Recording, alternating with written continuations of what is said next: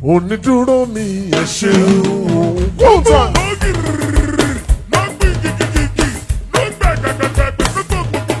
Hello everyone and welcome to the channel. How are you doing? I hope you're doing good.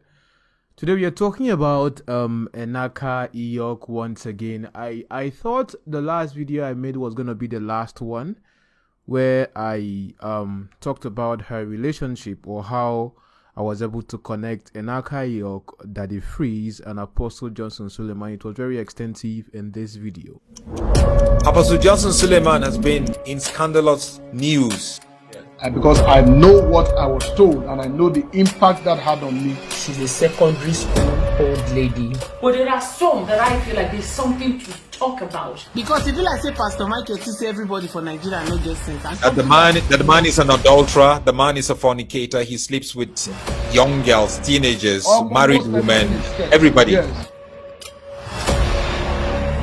This video is about Amos. If you watch what is happening right now, even during that Stephanie Otobo saga, you'll find out that most of the senior pastors were silent. Nothing is new again. Suleiman was also secretly recorded. You know go make sense say I just bring all the audios come outside. For me, I know who Suleiman is. Welcome back once again. How are you doing? So why am I bringing this particular thing up? Apostle Johnson Suleiman is believed by many to be a man of God, but according to Enaka Iyok herself, she believes that Apostle Johnson Suleiman is very demonic with regards to the way he operates. And I was watching a video just yesterday. You know, sometimes you see churches whereby you see them talk about seeing their Father and the Lord in their dreams and all those kind of things. So, of course, Enaka Iyok herself had told many stories of how she had been seeing him in her dream, and some things even with her dream, you know, when it comes to dreams like this, we can't verify because it's only you yourself that know what you saw in the dream. And sometimes you might be saying the truth, you might be lying, but we have to look at which of those particular dreams makes sense to what we are looking at in reality. You understand? So looking at those, I got to pick out a couple of things she said about her dreams and all that, and her revelations about Apostle Suleiman that makes sense as we discuss in this video. But not to even neglect the fact that she herself lived in France, Paris, and she was actually part of the ministry, Omega Fire Ministry Paris. These two people you see right here are the people that are in charge of Omega Fire Ministry Paris. Now, to both of you right now, I think you are watching me, Lizzie, Daniel, Dawn, and your husband. Do you know I'm very surprised at the way you people act? Like, for real? Is it because I made an announcement that because I know that for a fact, in case if any other person is not watching this unfolding story about Apostle Johnson Suleiman, I must tell you for a fact, the leaders, those in the helms of affair in that particular church, all the pastors in whatever branch they have in that ministry are always watching either I or Maureen Badejo on whatever is progressing in this particular case. I know you are watching me right now, and Lizzie, Daniel, Dawn, I'll be talking about it towards the end of this video. It might interest you to know that as at 2015, Apostle Johnson Suleiman had two programs in France, Paris. The first one he had was in February. You can see the dates and all that on your screen, and the second one he had was in September. Now, something I found very interesting was that prior to September, in case you have not watched this video before on all of this thing, I know you have seen it on other bloggers' handle. This particular video here where you see Apostle Johnson Suleiman walking, you know, doing the whole spiritual thing that he does, and walking to the point where Enaka Iyok was standing. You could see the way she looks there. Of course, she looks very interesting to the eye. Come on. I have two eyes here. It's not carton. All right. You could see the way he actually got to encounter her. He laid hands on her head, and then obviously she didn't fall from the way you look at it there. And then he told her, or would I say told his men or his boys to make sure that they get her contact, or maybe she submits her contact. But according to me speaking to her, you know, she got to have his contact as at that time. And then later they started having their WhatsApp conversations, chatting, and the rest of them. Okay, but you could see right there that was a point of contact where he cannot deny that he actually knows who this lady is, or would I say he cannot deny that he has met this lady before. But one interesting thing you have to notice that if you check the internet, you cannot find this particular program existing either on Celebration TV. Okay, it was 6 years ago. So when I looked at Celebration TV, the oldest video they have is 5 years ago. So it makes sense. But this particular woman right here has a CD of that particular event in her home. So that's how come she got this particular video. But I was like, how come this particular program could happen and then there is no trace to this on Facebook? Because of course, Facebook is very much older than, we are very much used to Facebook, unlike compared to YouTube. If you're watching me on YouTube right now, funny enough, I was able to find, not even on any of the ministries, Omega Fire Ministry Paris handle, I was able to find pictures, as you can see on your screen right now, of a woman who attended that particular event, and she took pictures with, you can see the Francis, you can see Kingsley there, people on other accounts on Facebook that went to that program and took pictures. So that particular program did exist, but it had to be wiped off on the internet that it actually did happen. I was like, okay, why was that so? Because why I'm saying it was wiped up intentionally, you're going to understand when I talk about this particular lady here, Lizzie Daniel Dawn, or Lizzie Dawn Daniel or something, okay, the wife of the person or the man in charge of Omega Fire Ministries Paris. Oh my God, this is just so interesting.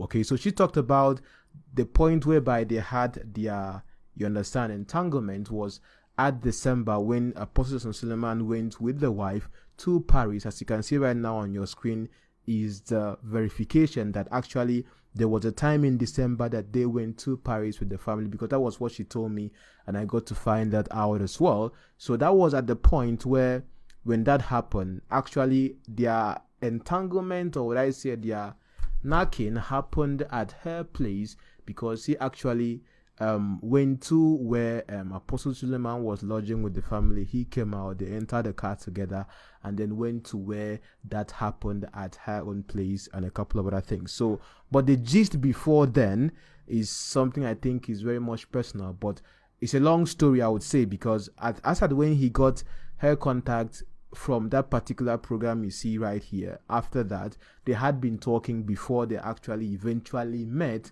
and then did the do. Okay, now she made a statement and said that Lizzie Johnson Suleiman knows about Apostle Johnson Suleiman's escapades, or would I say his life with women. Watch this video and listen to what she had to say. What happened? There was this dream that I found myself on the bed naked with Johnson Suleiman and another girl.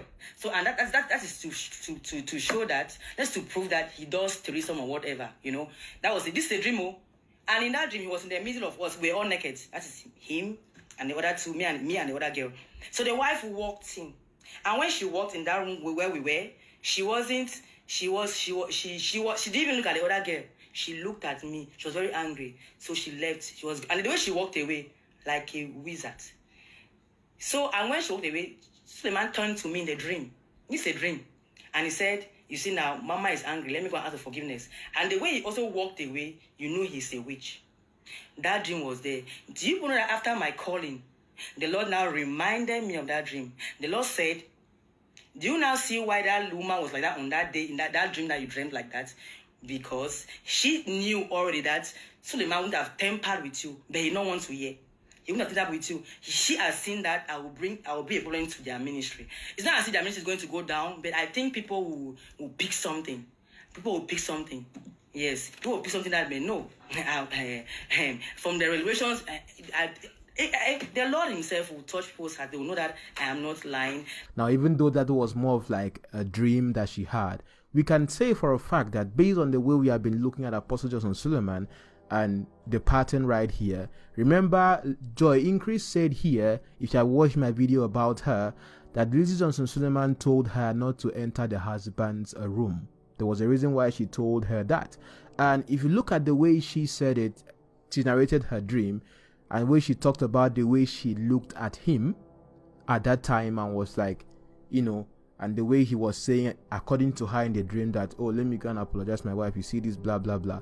According to her interpretation, she knew that it was gonna be like, her getting involved with him is gonna bring a lot of noise, or would I say a lot of chaos in the ministry. So I think Lizzie herself is able to sense that, even though, in my opinion, that her husband will be someone that is this promiscuous based on the way we have looked at all the cases coming out, she herself can sense someone that could be trouble before the trouble happens. So for her to tell Joy Increase, according to Joy Increase herself, that she told her not to enter the husband's room or something, I think she's very wise to have done that, because the same Joy Increase is the same person that has pulled out of the ministry and has been very vocal recently about Apostle Johnson Suleiman's escapades and even calling him a charlatan. Just lest I forget, remember Joseph in his story when he narrated about his experience living with Apostle Johnson Suleiman, narrated how Lizzie herself knew about the story of the girls that were fighting over him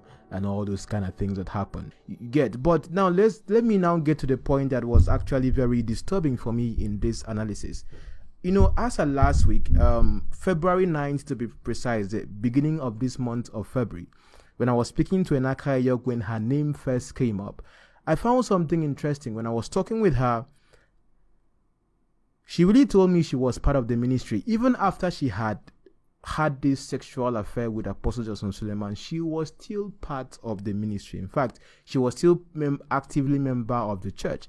And I asked her a couple of questions, like, how come you were still going to this church even after knocking Papa? To one interesting thing I got to know, this woman right here, Lizzie Daniel Dawn, being the wife of the general overseer, or would I say the lead pastor of Omega Fire Ministry Paris, had made a video if I'm looking at my computer correctly, I think I have to look at my phone right now at the moment. This was the time that this pastor had come newly. Funny enough, as at February 9th this year, something interesting I found really happened. This particular video, I was watching it, as you can see on your screen right now. I was watching this particular video on her Facebook page. And before I made this video right now, as I'm shooting this video today being February 20th. I went on the same Facebook page, and do you know what this woman had done? Or would I say, in the name of the ministry, let me just say that the page has been cleared of any video that had to do with the ministry prior before this time. This right here, the first profile you see here, is the profile of the wife of the person in charge of Paris. Now, before now, if you have been watching me over time, which I think they have been watching me behind the scenes, I said I was going to take my time to analyze Enaka Yok's case and her involvement with Apostle Johnson Suleiman and her being part of the ministry as well. Now, on this page here, this page right here, as at October 16, 2016, as you can see on your screen on the side, there was a video that showed the presence and the person of Enaka Yok in that particular church. And right here, I have the video on my computer. It's an hour long. Let me just show you a snippet of it so that in case they think I don't know, this is the video right here. It was a church service that was handled right here by the husband. This is it right here. Okay, this particular church service here shows the person of Enaka Yok. If I go towards the beginning right here, maybe I can show you a little. Okay, so right here, let me show you. Sorry, it's kind of like a bit messy and all. I think I have to skip it a little so you get what I'm talking about, because I don't want to waste your time. If not, this video might be long. Okay, all right, because I know that I've been watching me closely. Good. Now, this person you see right here on the floor, this person you see right here is Enaka Yok.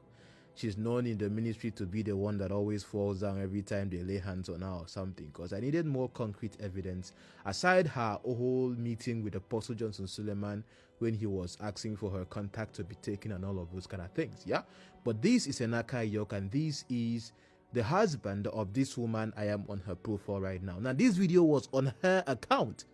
After last week, if I'm not mistaken, or last 2 weeks. But this particular video right now, I got it from this profile. And look at something funny here.